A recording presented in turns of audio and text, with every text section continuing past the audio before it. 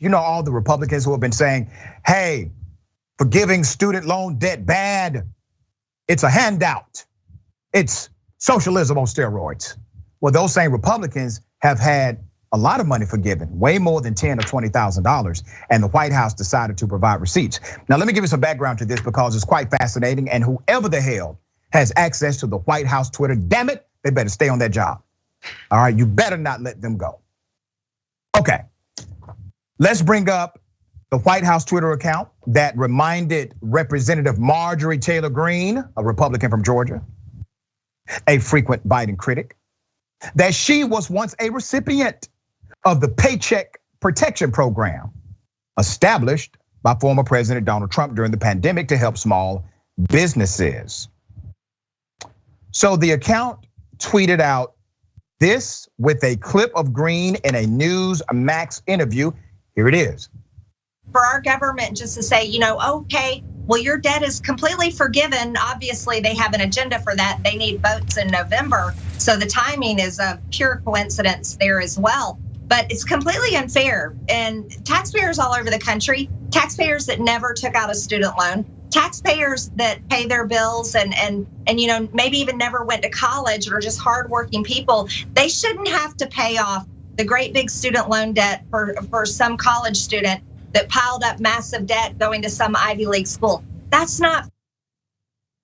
Less than 1% of the American population goes to an Ivy League institution, by the way. So when they utilize those types of stats in order to justify their ridiculously held position, they're already trying to fix the outcome of the narrative. Now remember, this is coming from a person who literally took money and then told the government to forgive the money she took, while complaining about individuals who make less money than her, complaining about them receiving a break of maybe 10,000, some up to 20,000. She has a problem with this. Let me go ahead and put up the rest of the hypocrites here. In additional Twitter post on Thursday, the White House called out, first row left to right, Representative Vern Buchanan, representative from Florida, who had $2.3 million in PPP loans forgiven. Representative Mullen, another Republican, had 1.4 million in PPP loans forgiven. Second row left to right, Representative Kevin Hern, Republican, had over 1 million in PPP loans forgiven. And to the accused underage sex trafficker Matt Gaetz, he had $482,321 in PPP loans forgiven. Each Republican the White House decided to put on blast. They have every single one of them, have criticized the debt forgiveness for student loans. Also, in an unrelated but related saga, Wednesday, Trump has now called on the GOP to fire Mitch McConnell. You gotta go, according to Trump.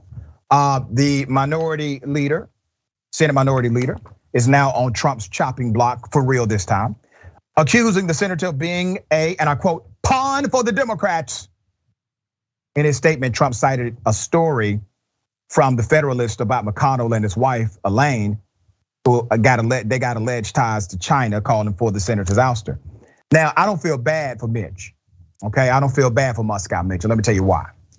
Mitch has been riding on the lies of Donald Trump since day one, as long as those lies benefited him. Now, is Mitch McConnell doing the bidding of the Democrats? No, that's a lie.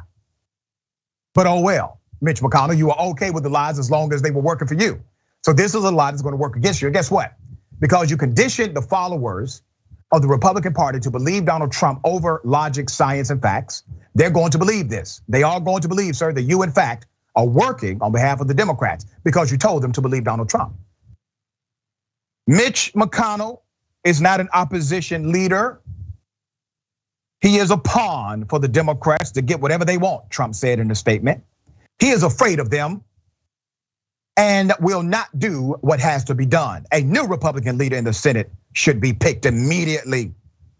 In Wednesday's statement, Trump accused McConnell of giving the radical left the trillions and trillions of dollars that they constantly demand, and faulted Moscow Mitch for failing to stop passage of the landmark tax, climate, and healthcare law known as the Inflation Reduction Act, which was a bipartisan bill.